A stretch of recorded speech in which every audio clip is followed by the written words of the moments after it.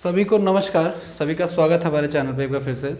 हम लोगों ने जो रीजनिंग की अपनी सीरीज़ शुरू की थी उसको हम लोग अब कंप्लीट करने की तरफ जा रहे हैं। ठीक है, एक और वीडियो में अब आपको मिल जाएगी एक नए टॉपिक पे जिसका नाम है डाइस का चैप्टर जो है वो हमारा डाइस बेसिकली। ठीक है ना, इसको हिंदी में पासा कहते हैं।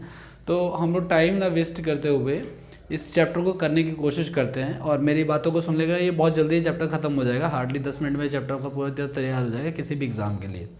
ठीक है, 10-15-20 मिनट लगेंगे, ज़्यादा ज़्यादा इससे नहीं। इसका तो कोई भी क्वेश्चन आप लोग कर लोगे। ठीक है, तो डाइस की अगर हम बात करें गाइस, तो डाइस जो होता है वो नॉर्मली दो प्रकार का होता है, दो तरह का होता है। ठीक है, एक तो होता है गाइस जिसको हम लोग कहते हैं स्टैंडर्ड डाइस। ठीक है ना, स्टैंडर्ड डाइस कहते हैं हम लोग। ठीक है, और जो स्टैंडर्ड डाइस हमारा जो होता है, जो पासे का वर्गीकरण किया गया वो दो तरह से किया था। तो मानक पासा किया गया जिसको हिंदी में उसको मानक पासा कहते हैं। ठीक है, और एक आपका नॉर्मल डाइस, नॉर्मल डाइस यानी कि सामान्य पासा कहा जाता है। ठीक है, ठीक है। तो जो मानक पासा है बेसिकली इसकी जो यूसेज है वो क्या होती है, तो सुनना ध्यान से आप लोग जरा। मानक पासा वो होता है, एक तो सामान्य पासा हो गया, एक मानक पासा हो गया। सामान्य पासे में मानक पासे में क्या होता है, इसका एग्जाम्पल में क्या होता है कि इसके एडजेसेंट साइड्स का सम जो होता है वो 7 नहीं होता है। ठीक है, मान के मैंने कहा 1, 3 और 5। ठीक है, यहाँ मैंने कहा 2, 4 और 6। तो ये दोनों ही स्टैंडर्डाइज के उदाहरण हैं। और स्टैंडर्डाइज का सबसे अच्छा उदाहरण जो होता है वो जो लूडो का जो पासा होता है वही होता है। ठीक है ना, लूडो का जो डाइस होता है वही स्टैंडर्डाइज का उदाहरण होता है, क्योंकि वो भी सेम पैटर्न पे बेस होता है। इसमें किसी भी दो फलक का यानी किसी भी दो साइड्स का जो सामने दिख रही है आपको, क्योंकि पासे में देखो गाइस, एक तो सबसे बड़ी खास बात ये है कि आपको चीज़ें जो है ना वो मतलब कि दिखेंगी साफ साफ। जैसे कि स्टैंडर्डाइज में क्या होता है कि जो सामने की चीज़ें होती हैं ना, आमने सामने की, वो क्लियर कट जो है वो विजिबल होती हैं। ठीक है, स्टैंडर्डाइज में क्या होता है कि किसी भी दो साइड्स को ना, जिस संलग्न भुजाओं को, देखो 3 फलक तो दिखते हैं, 3 फलक नहीं दिखते हैं आपको डाइस में, है ना। अगर आप सामने रखोगे अपने आंखों के सामने हॉरिजॉन्टली, ठीक है, तो आपको 3 साइड्स दिखेंगी, नीचे साइड की और एक ऊपर की साइड दिखेगी, पीछे की 3 साइड विजिबल नहीं होंगी। तो ध्यान रखना कि किसी भी मानक पासे में किसी भी एडजेसेंट साइड का सम जो होता है सम 7 नहीं होता है, जबकि इसमें किसी ना किसी एडजेसेंट साइड का सम जो होता है गाइज वो 7 हो रहा होता है। कोई भी ले लो आप। ठीक है, एक और ले लेते हैं। तो अगर मैं बात करूं यहाँ पे 1, 6 और 3 हो जाएगा, यहाँ पे 2, 5 और 4 हो जाएगा, यहाँ पे मान लो 3, 4 और 6 हो जाएगा, इस प्रकार से। तो इसमें नहीं हो रहा। तो इस केस में क्या होता है, जो 1 है इसका ऑपोजिट गाइज 6 होगा, क्योंकि उसका सम जो होता है 7 होता है। 5 का ऑपोजिट जो होता है वो 2 होगा और 3 का ऑपोजिट वो 4 होगा। जबकि इसमें क्या होता है, इन दोनों में आप नहीं कह सकते कि 1 का ऑपोजिट क्या होगा, क्योंकि इसमें 1 और 6 का सम जो है वो 7 दे रखा है, 5 और 2 का सम भी 7 है और 3 और 4 का सम भी 7 है। किसी भी दो फलक का एडजेसेंट साइड्स का सम जो है वो 7 होना चाहिए। एडजेसेंट साइड आप समझते हो जो एक ही लाइन से जुड़े हुए हों। ठीक है, मान लीजिए दीवार का कॉर्नर है, किसी रूम का कॉर्नर है, तो एक ये साइड हो गई, एक ये साइड हो गई और एक ये साइड, तो ये दोनों भी एडजेसेंट है, ये दोनों भी एडजेसेंट है और ये दोनों भी एडजेसेंट है। ठीक है, तो एडजेसेंट साइड का सम जो होता है अगर 7 है, तो वो सामान्य पासा है, नॉर्मल डाइस है। अगर नहीं तो फिर वो स्टैंडर्ड डाइस है। ठीक है, ये दो चीज़ें बनती है। अब रही बात पेपर में कैसे पूछा जाएगा, तो पेपर में अगर मान लीजिए मैं आपको इसको रब कर देता हूँ। पेपर में मान लीजिए अगर आपसे डायरेक्ट क्वेश्चन पूछता है, आपको नहीं बताएगा कि स्टैंडर्ड डाइस है ये क्या है, आपको सीधे सीधे सवाल दे दिया जाएगा। आपको मान लीजिए कहता है कि भाई जो नीचे डाइस दी गई है उसमें बताओ कि भाई 3 का ऑपोजिट क्या होगा। तो आपको मान लीजिए 1, 2, 3 फलक दिया, इसमें बताया कि भाई नीचे दिए गए डाइस में, इन द फॉलोइंग डाइस, नीचे दिए गए पासे में, मैं हिंदी में बोल दे रहा हूँ, हिंदी वाले लिख लो, in the following dice find the opposite side of 2।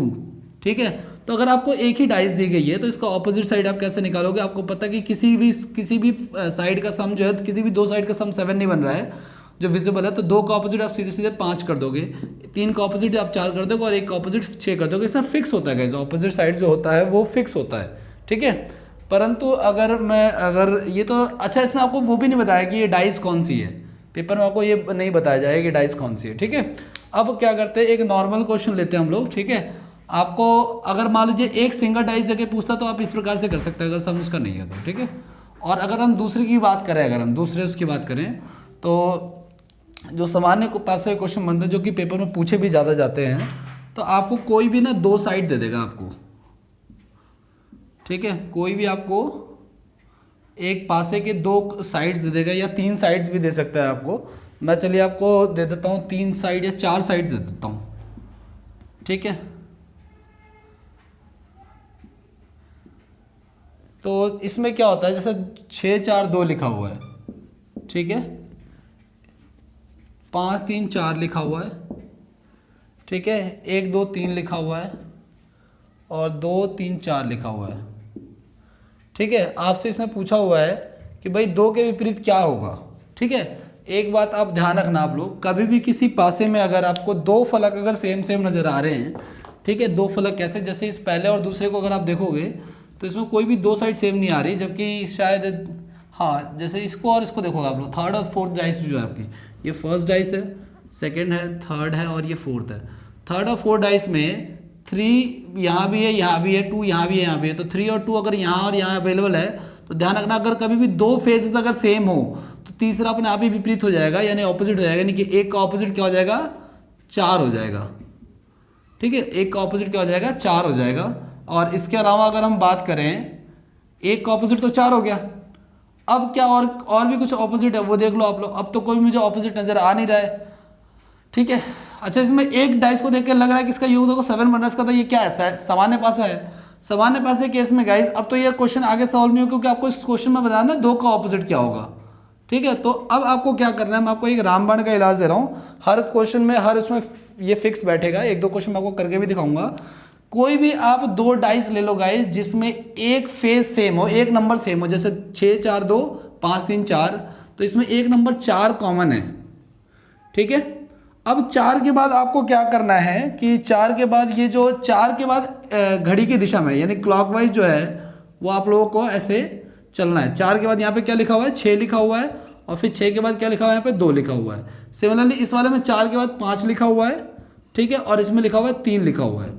अब आपको क्या करना है, जब आपने सारे 6 के 6 फिल कर दिए हैं तो जो रिपीटेड नंबर है जिसके नीचे 2 बार आया हुआ है उस सेकंड नंबर को काट देना और वो नंबर लिख देना आपको जो 1 से 6 के बीच में मिसिंग है, यानी कि 1, ठीक है। तो आप यहाँ से देखोगे कि 1 का ऑपोजिट 4 हो जाएगा, 5 का ऑपोजिट 6 हो जाएगा और 2 का ऑपोजिट जो है वो 3 हो जाएगा, ठीक है। तो आपसे पूछा 2 का ऑपोजिट क्या होगा, तो 2 का ऑपोजिट आपका आंसर क्या हो जाएगा, 3 हो जाएगा। ये बहुत ही एक तरह से पेनेशिया है, रामबाण है, ठीक है। ये हर डाइस में जो है वो ये फॉर्मूला अप्लाई होगा, इसलिए मैं कोई और तरीका आपको नहीं बता रहा हूँ। हालांकि एक तरीका मैंने आपको बता दिया कि कभी भी 2 डाइस के अगर 2 फेज सेम है तो तीसरा अपने आप ही ऑपोजिट हो जाता है। आप इस पॉइंट को लिख सकते हैं, ठीक है। जैसे मान लीजिए मैं आपसे 2 डाइस आपको दे देता हूँ यहाँ पे, सपोज कीजिए 1 मिनट के लिए एक और क्वेश्चन ऐसे ही टेम्परेरी ले लेते हैं, या मैं इसको इरेज ही कर देता हूँ, ठीक है। इसको आप लोग नोट डाउन कर लेना, दोबारा समझना मैं क्या कहने की कोशिश कर रहा हूँ। अगर मान लीजिए मैं आपको 2 डाइस दिया मैंने आपको यहाँ पे, ठीक है, ठीक है। यहाँ पे लिखा हुआ है 2 3 4, ठीक है। यहाँ पे लिखा हुआ है 4 3 और 6, ठीक है। तो आप लोग देखोगे क्या कि यहाँ पे 4 और 3 जो है वो कॉमन है, यहाँ भी है और यहाँ भी है। तो मैं क्या कह सकता हूँ कि 2 का ऑपोजिट क्या होगा, 2 का ऑपोजिट 6 होगा। सीधे सीधे मेरा आंसर जो है वो निकल जाएगा, आगे इसको सॉल्व करने की जरूरत नहीं पड़ेगी, ठीक है। तो कभी भी अगर 2 पास आपको दिए हो, 2 अगर फेजेस सेम है तो फिर तीसरा फेज अपना आप इसका ऑपोजिट हो जाता है, ये आपको ध्यान रखना है, ठीक है। इसके बाकी के क्वेश्चन एक और हम लोग क्लास लेंगे इसकी, ये तो मैंने आपको फंडामेंटल बता दिया है। अब अगले जो क्लास एक और वीडियो अपलोड करूंगा उसमें पार्ट 2 जो होगा डाइस का, ये पार्ट 1 है। तो पार्ट 2 में मैं आपको क्वेश्चंस करके दिखाऊंगा कि ये कैसे इंप्लीमेंट होता है। तो पहले इसके नोट्स बना लेना आप लोग, उसके बाद ही पार्ट 2 को अटेम्प्ट करने की कोशिश करना, ठीक है। अगर आप लोग पहले पार्ट 2 पे आ गए हो तो पहले पार्ट 1 देख लो अगर आपको नहीं आता है तो, ठीक है। डिस्क्रिप्शन में मैं आपको पार्ट 2 के आपको इसका चैप्टर भी दे दूंगा। अभी मैंने किसी भी डिस्क्रिप्शन में अभी तक नहीं डाला, जबकि मैंने कमिटमेंट कर दी थी वीडियो में, तो वो भी आपको मिल जाएगा, मैं पूरी कोशिश करूंगा। तब तक के लिए धन्यवाद। और अगर आपको ये लगा है इन्फॉर्मेशन काफ़ी यूजफुल है तो आप इसको अपने दोस्तों के साथ जो है शेयर कीजिए एक बार, ठीक है, ताकि वो औरों को भी बेनिफिट इसका मिल सके। चलिए धन्यवाद बहुत बहुत।